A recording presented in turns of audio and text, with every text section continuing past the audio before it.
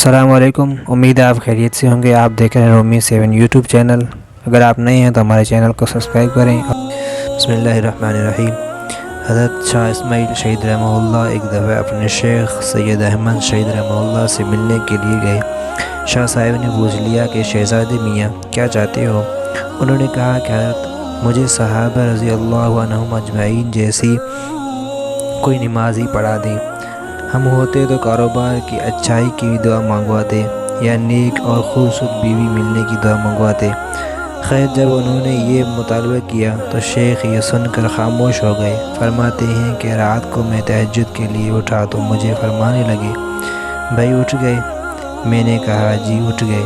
فرمانے لگے اللہ کے لیے وضو کرو۔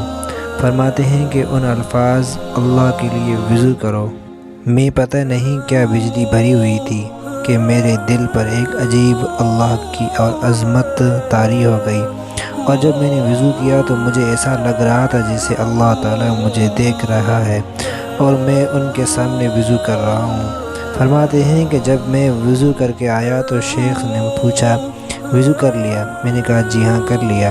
فرمانے لگے اللہ کے لیے 2 رکعت پڑھو۔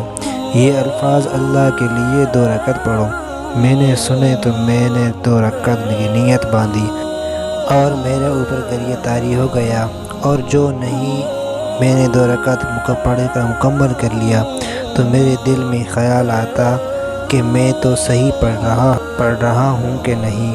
پھر اگلی 2 رکعت، پھر اگلی 2 رکعت، اسی طرح کرتے کرتے اس رات میں نے 100 نفل پڑھی اور میری 2 رکعت بھی تسلی نہ ہوئی۔